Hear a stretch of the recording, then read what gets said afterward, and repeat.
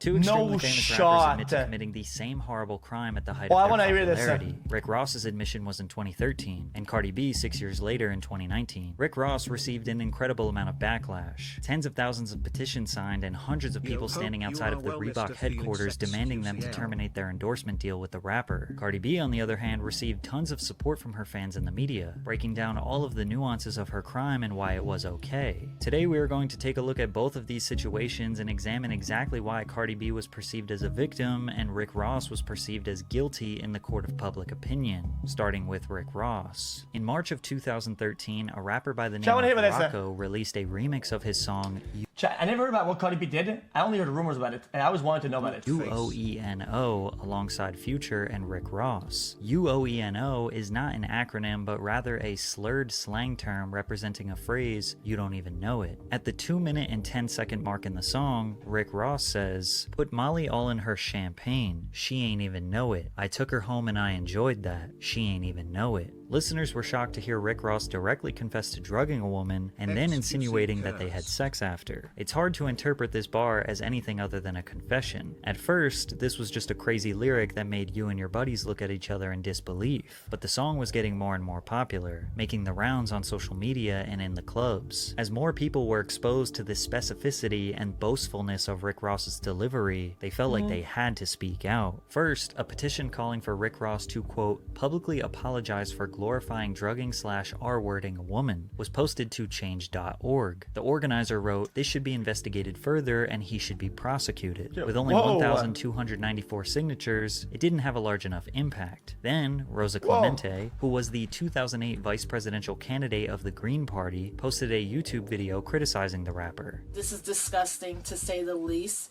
This lyric is obviously promoting not just date but and culture and violence against women. We live in a society that by the time African American women and Latina women are 18, almost half of them, 44%, have been sexually abused." From there, more media personalities use their platform to encourage people to speak out against Ross. Sex without consent is what you should know. Sex without consent is rape. That's what we know. Rick Ross, it's a shame that you don't know. The controversy spread like wildfire. Every major news outlet started to chime in. When Ross responded to the controversy, he did more harm than good. On the New Orleans radio station Q93.3 FM, he said, "I want to make sure this is clear. That woman is the most precious gift known to man. You understand? There was a misunderstanding with a lyric, a misinterpretation. The term rape wasn't used. I would never use the term rape in my records. As far as my camp, hip-hop don't condone that. The streets don't condone that. Nobody condones that. So I just wanted to reach out to all the queens that's on my timeline, all the sexy ladies, the beautiful ladies that had been reaching out to me with the misunderstanding. We don't condone rape and I'm not with that." Ross claiming that this lyric was all a misunderstanding and then shouting, "What about the ugly ass ones? What about those ones? The ones, they still get some love, no? Guys, what about the ones that are ugly as fuck? I think they deserve some support too and some love, no? No? Okay." Out the sexy ladies just fueled even more outrage. Hip-hop outlets began speaking out against him. Guys, Rick Ross has come to a crossroads. He is a great artist, good dude. He put me on his mixtape. I love the guy. But he's got to step up right now and do the right thing. And that right thing is a thorough and sincere apology about the lines that made people think he was endorsing date. Ross's peers, such as Talib Kweli, began speaking out against him. I don't care if Rick Ross is... Oh, chat, guys, this is gonna be one of my toughest... Chat, this take's gonna be fucking weird as shit, but you have to really hear me out on this one, okay, chat? Guys. If you're gonna hold people accountable for their bars, okay, and make them, like, step up and explain them and apologize for, like, glorifying things, I think it'd be important to do it at least to some degree across the board. Guys, our word is terrible, but so is murder. So is shooting firearms at people. This might sound weird, right? I'm just saying. I'm trying, guys. I'm trying to be, guys. I'm trying to say this properly, guys. Shooting at people and the murder and really bad violence that goes to like death or whatever is terrible. But I don't know how you say it's different. Well, can I be honest with you? I think, to some degree, might be worse, but what do I know? 40 years old. Well, He's it's a misguided death. 40-year-old It's person. death. When we Death embrace is him, we terrible. have to embrace him with love. Everything everyone's saying about that line is correct.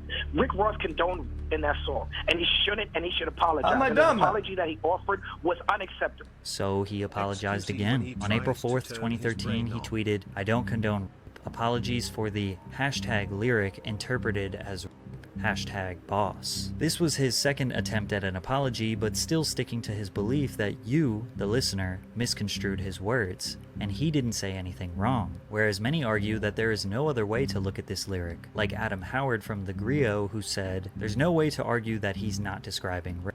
Most other hip-hop songs describing sexual contact, while still often misogynistic, at least leave room for a listener to believe that women are consenting parties. But in this case, listening to a man gleefully rhyme about drugging someone and having sex with her while she's unconscious feels like an alarmingly pointed threat. Critics were tired of Rick Ross's inability to accept responsibility, especially the National Organization for Women in New York City, who rallied in hundreds outside of the Reebok headquarters in New York, asking them to disband their partnership with Rick Ross. It is a hate crime to be out there making fun of, making light of drugging and raping women, something that happens all too often in our culture. These are actually 72,000 petitions signed by our members all over the country, and there are also comments from people about why they feel like Reebok needs to drop Rick Ross. Rick Ross is a disgrace to humanity. This guy's a joke. How do you say, I slipped her Molly, went home and enjoyed that, and she didn't even know, and then say you didn't mean to condone rape? He knew exactly what he's saying. The fact of the matter is he's just a coward, and now he's trying to avoid dealing with it. Just a few days after the protest, Rick Ross was officially dropped from his multi-million-dollar endorsement deal. The company made a statement. "While we do not believe that Rick Ross condones sexual assault, we are very disappointed he has yet to display an understanding of the seriousness of the issue That's or a an good appropriate statement, level actually. of Hold on. remorse." They continued, "At this time, it is That's actually pretty well put. in everyone's best interest for Reebok to end its partnership with Mr. Ross." I guess Ross was hoping the outrage would eventually die out, because it was after Reebok dropped him that he finally made a formal apology. My choice of words was not only offensive, it does not reflect my true heart, and for this, I apologize. To every woman that has felt the sting of abuse, I apologize. I recognize that as an artist I have a voice, and with that, the power of influence. To the young men who listen to my music, please know that using a substance to rob a woman of her right to make a choice is not only a crime, it's wrong, and I do not encourage it. Have you ever Googled your name and seen yourself Again! No, I have not! I don't know! Try No, it. Link is in the description. Yo! Thanks, yo, Aura. Patrick, Now, rappers have been spitting Stop it, bro! Fuck, man!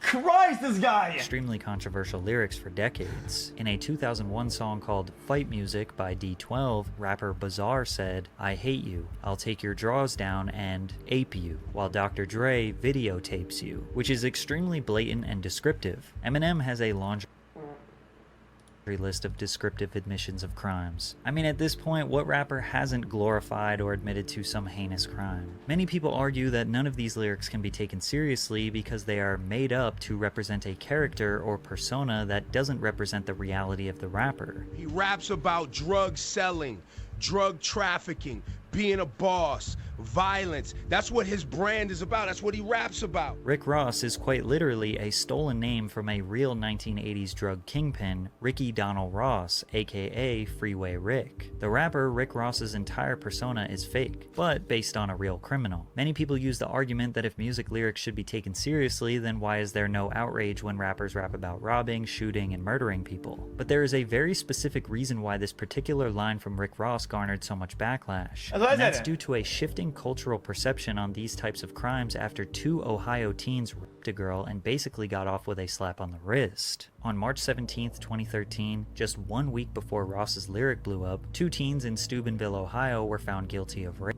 But the way these teens had absolutely zero empathy or regard for the victim was a shocking wake-up call for the realities of these horrible crimes. The 2 teens were promising football players who were beloved by the small Ohio town. At a party, a 16-year-old girl drank more than she could handle, leading to her blacking out multiple times, only waking up to vomit. The defendants eventually brought her into the back of a Volkswagen, where Trent May, quote, proceeded to flash the girl's breasts and penetrate her with his fingers, while another football player videotaped it on his phone. Malik Richmond, the other defendant, took his turn violating the girl with his fingers. Although there was no penile penetration, any sexual conduct where the person is unable to give consent in the state of Ohio does constitute as rape. Then, compromising and explicit photos of the girl were shared on the internet, and some of the witnesses mocked her even more on Twitter. The police were notified about the crime a couple days later. They were given a flash drive of evidence, including the post shared on social media, but the police said the case was challenging, partly because too much time had passed since the suspected rape.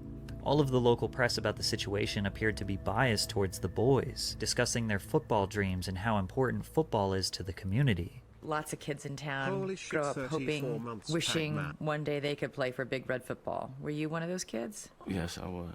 And then there's Trent.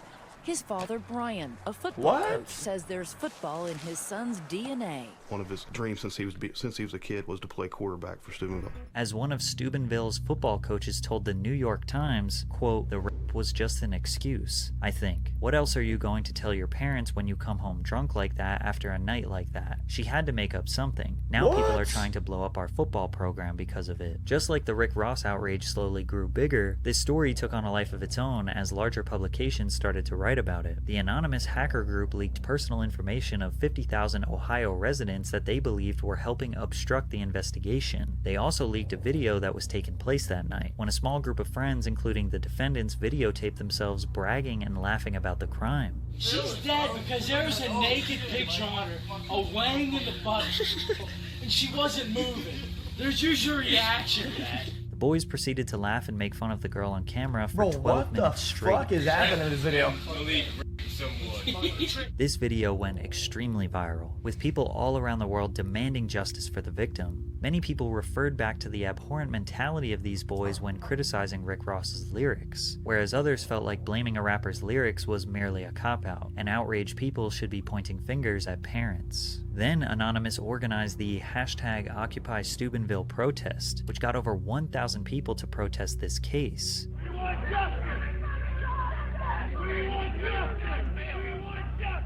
Finally, because of the outrage, the case went to trial, and the boys were found guilty. Trent Mays, who's 17, was sentenced to serve at least 2 years in the state juvenile system. The other, Malik Richmond, 16, was sentenced to serve at least 1 year. Although it took thousands of outraged people on the internet to escalate this issue for them to receive justice, many believe that the punishment for these teens was not enough, perpetuating the reality that these types of crimes are not taken as seriously as they should be. And then 1 week after this guilty verdict that people are outraged about, Rick Ross has an extremely popular song that people see as glorifying this same horrible crime. It was a recipe for disaster. Yet despite all the backlash, this didn't even have any long-lasting impact on Rick Ross's career, or even the song. UOENO debuted at number 99 on the Billboard Hot 100 3 weeks after Ross was dropped by Reebok, and by July 20th, it peaked at number 20 on the Hot 100. They even released a visual to the song a few months later that depicts a woman drinking a spiked drink and begins spiraling before Rick Ross takes her home. Guys, and even though Reebok...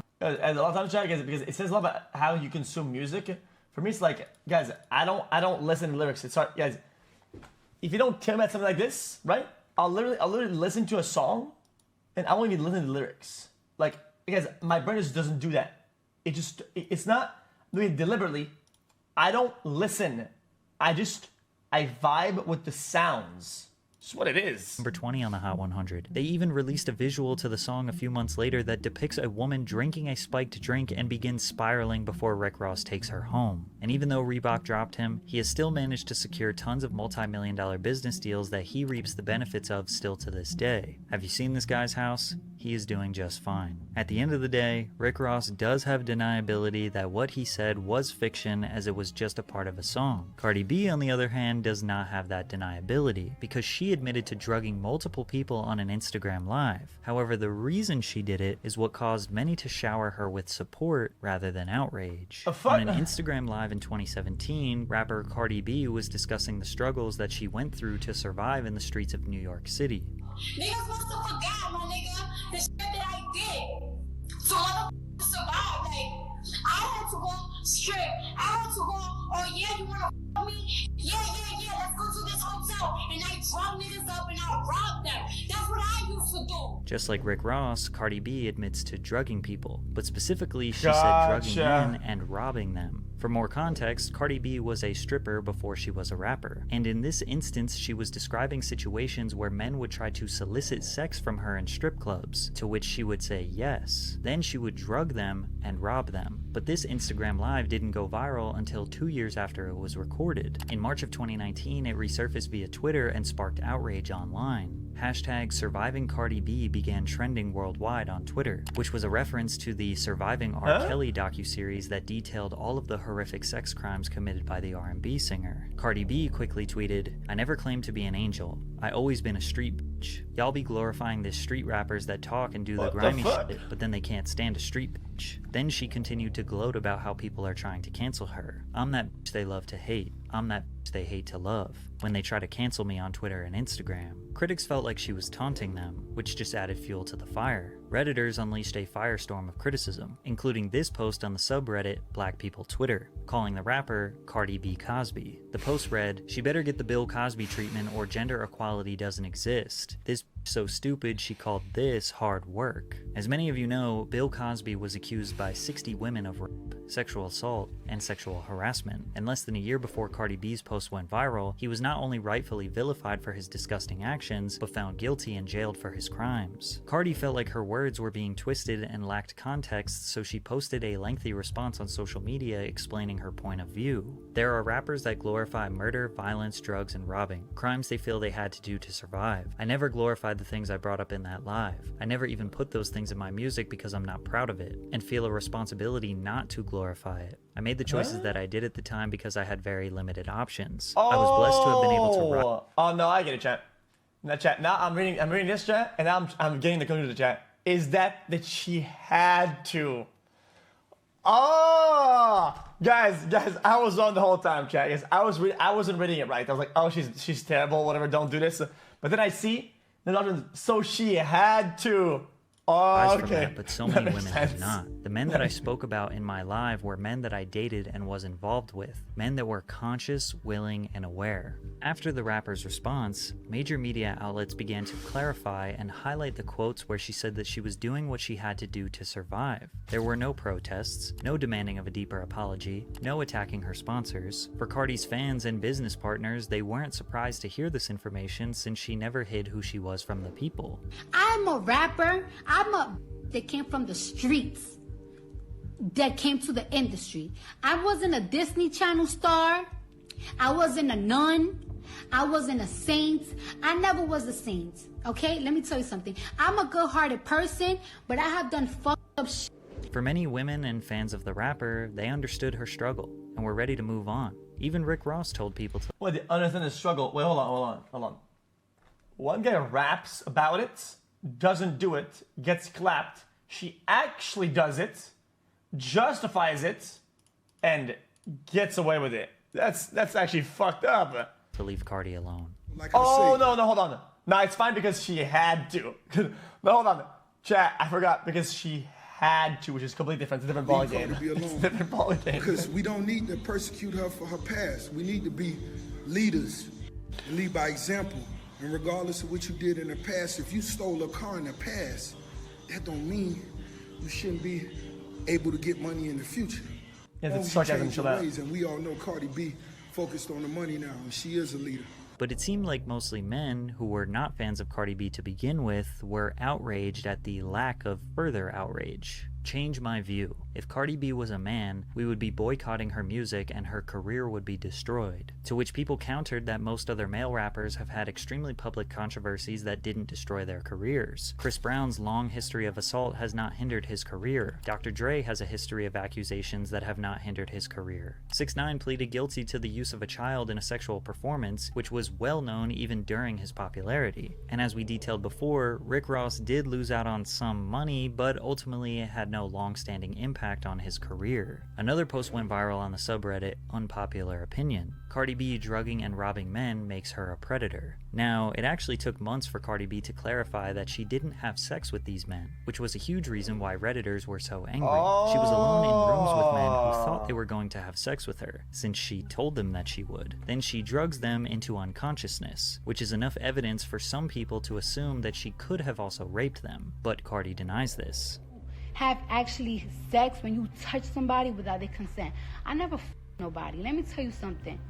I never ever wanted none of these niggas. An online comment read, "No one cares about male victims when it comes to these types of situations. They say, well, that's what his horny ass gets for going to a hotel room with a woman he just met. Let it have been a male rapper who was drugging women though. Sex crimes against men are more common than people think, but there is an assumption that men don't care or that they can't be sexually assaulted because of gender-based stigmas." And at this time, the Me Too movement and the Believe Women movement was at an all-time high. So many people just automatically believed Cardi when she said that she wasn't sexually assaulting anyone, and rather just hustling them for their money. But the outrage calling for her to be cancelled continued throughout the years, until someone found another old video of her where she explains a hypothetical situation where she describes setting up a sexual assault. I'm gonna take him out. We're gonna get drunk. I'm gonna get him all perked up and everything. We're gonna have a good time. Get him super twisted. Then bring a bitch around. We're gonna have a threesome. And when he wake up, he gonna be like, what the f? Yeah, because the bitch was a tranny.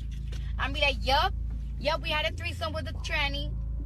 Yup, a tranny suck your dick. You don't gotta f another nigga to get even, bitch. There's other ways to get even. This is a case of, I didn't do it, but if I did do it, this is how I would do it. The descriptiveness of the situation is hard to interpret as just a joke. This was enough evidence for detractors to confirm that she was a predator. So when they saw this tweet in 2023, they felt like she had no right to speak on the matter. This world is full of predators. They prey on the innocent, the ones who are most unknowing, our children. Predators could be our neighbors, our school teachers, even people with money, power, and our churches. Constantly talk with your kids about boundaries and what they shouldn't allow people to do to them. And with the entire internet calling her a hypocrite, she dug a deeper hole as she spoke about the situation yet again. And now people want to come at me. Unless you just have to. As she spoke about the situation yet again. And now people want to come at me like, oh, you're the wrong messenger. You're the wrong messenger. Then you rob and drug men. And it's like, listen. Y'all not going to keep doing this because when it comes to weird ass predators and rapists and pedophiles and shit, I'm really like, I don't play that shit. I really don't play that shit. And then y'all be like, you drug and rob them. Did I touch their body? Did I touch their penis? Did I touch their ass? Did I touch them? Did I put my lips on them? No type of touching. Don't confuse. And even if y'all claim, oh, you robbed them, what's robbing and raping is two different type of shit. So don't call me no. Don't call me no predator. Don't play with my name like that because I don't play that. Cardi stays firm in her stance that she was never sexual with these men, but she does wholeheartedly admit that these men deserve to be robbed. However, there is a third opinion that the vast majority of people hold for Cardi B. Cardi B came in the game during the Vine era promoting herself as a gang-affiliated stripper. Her off-the-wall persona made her who she is. You can't ask what can she say or do that would get her cancelled because she's been talking and acting crazy from the jump. LOL at bringing up her drugging and robbing men. Yeah, well, she told us from the jump she was a These blood. foreign What do people you think are on bloods do? fucking Sell drunk Girl Scout cookies? drugs or some No, shit, they dude. commit crimes. They say the Most people dumbest love to shit point out out the there, double standards and hypocrisy. They simplify the situation as man do bad thing, get big trouble, and girl do same bad thing, no consequences. But the truth is, there is tons of nuance to consider when assessing any type of crime, social... Okay, as much as there is nuance and every scenario is different, I think rapping about something that you didn't do, right? And saying that you did do something, right? Is just flat out enough, even without context. I think it doesn't matter what the blanks are. They're two extremely different things. And the fact that this isn't enough flat out to have different conclusion is crazy. Social issue, drama, or whatever you want to call this. No two situations are ever the same. The only similarities here are Rick Ross and Cardi B are both rappers who admitted to They're drugging both someone. illegal. The context, the intent, the time frame, the clarity of the words. I'm not defending Rick Ross. That bar is fucking absolute. Wait, hold on. Stop this like whole internet like you're defending somebody, dude. calling somebody out more than somebody else doesn't mean you're defending one or the other. Perfectly fine to fucking make the nuance and fucking bring it up. I'm not. When did I say that? The bar is fucking horrendous. The fuck is wrong with you? The behavior before and after the admission are all entirely different, but extremely necessary to assess before you make a decision on what you think about these rappers. Now, I'm not saying they should be absolved of criticism, but if you're expecting rappers to be beacons of moral good, you're gonna be angry forever. True.